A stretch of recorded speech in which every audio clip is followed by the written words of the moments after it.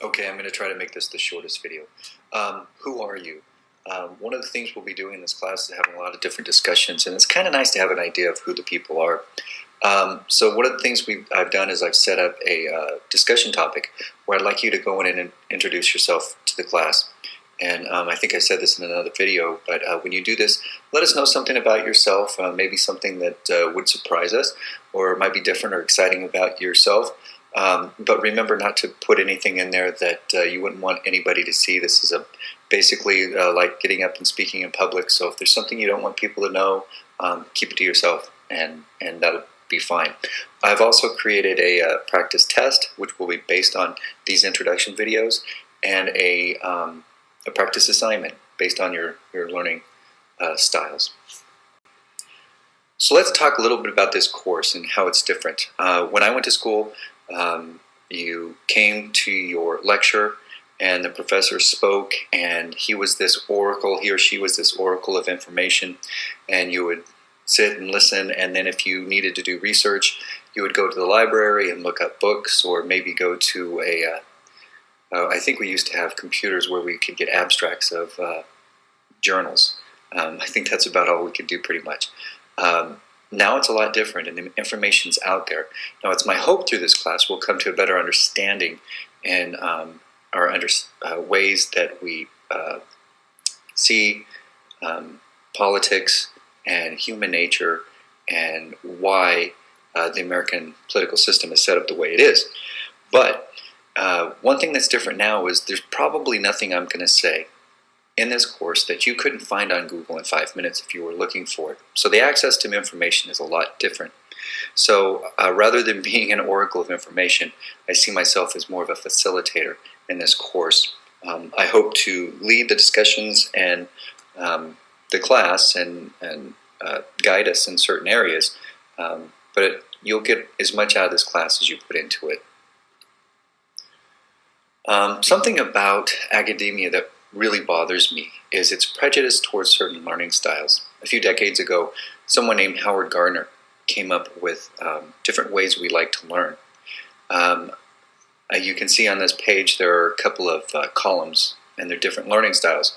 The first column is linguistic, logical, and mathematic, and that is what academia likes. And most teachers tend to fall into preferences to those styles, because if you're a teacher or an instructor or a professor, you probably like school. And if you like school, you learned in the style that academia likes. The unfortunate part of this problem is that most of us are musical, kinesthetic, spatial. There's also visual and auditory learners. Most of us fall into that category of preference for learning style. So I'd just like to let you know that, and as you take your learning style assessment, I hope you really look at what it says about how you like to learn. Like I said, most of us are kinesthetic, meaning physically. We like to touch, we like to move when we learn. Most of us are visual. We like to see things or hear things, auditory. It's good to know what are your preferences to learning styles, but it's also important to know that you need to work towards knowing linguistic, logical, and mathematic learning styles a little bit better, because as you continue in school, you're going to have to use these. So how do we know what we know? This is an important question. And most of what we know comes from family, school, friends, TV. And actually, this list of information here of different types of groups for learning is kind of in order. Most of us learn what we know from our family, then school, then friends, then TV, and so forth. Different groups have different ideas. I taught a class at a prison one time. And in that class, when we talked about how do we know what we know, most of them said TV is what they learned from, because either one or both of their parents weren't around, and when they were home, they watched TV and they got their values and information from the TV. But generally, most people in contemporary American society begin to know what you know and frame contexts for learning within your family. And then at school. School has an extraordinarily powerful context in how you know what you know, and not just in terms of information, but actually in terms of values and ethics and morality. I believe many of your teachers, instructors, and professors will be biased in certain ways, and I believe that most students are inundated with agendas and ideologies from schools, and most of us believe what we believe because of this inundation, and we don't even know it. A lot of people today actually learn from comedy. Jon Stewart from The Daily Show, there's a News Busted website that has a little kind of news segment that's comedy, kind of like Jon Stewart. Saturday Night Live has a lot of sketches on politics.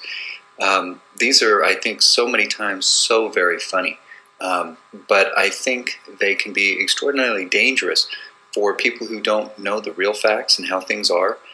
It's okay to laugh at something, whether you agree with it or not, but I think it's very dangerous when you don't know what things are and you're getting your information actually from these types of things. So this is really important to me. I am a political scientist, and I tend to gravitate toward the philosophical spectrum of the science. And what's really important that we come to an understanding, a better understanding of in this class, is our own worldview. And this comes from epistemology. And epistemology is the branch of philosophy that deals with how do we know what we know. And you can see on this slide here, there are a few different items. There's opinion, ideology, philosophy, religion, traditions, and worldview. What I hope to explain to you here is that everybody has an opinion. Opinion is kind of, usually it's our inductive reasoning. We think of something and we come to an opinion on it. Ideology is a little bit more than that. Ideology is when you kind of think and come to kind of processes and conclusions based on a little bit of thought. And we'll talk about ideologies in this course. Philosophy is a little bit different than that, even more in depth and involved, where you go through the application of wrestling with issues such as morality and ethics and things like that. And then there's, even on the same level, or maybe even a deeper level, there are our religious beliefs and our traditions, the things that we understand because of the beliefs of important questions like, is there a God? And if there is a God, what is it? And the traditions that we follow in our cultures and our different groupings. There are major traditions that we follow that sometimes we follow for simply the reason of tradition, and sometimes we question those things and try to understand them more. But at the deepest level here is our worldview. And the worldview is the basis of your understanding of the important questions. And the way you interpret that will interpret all these other things. And what I mean by that is the facts don't speak for themselves.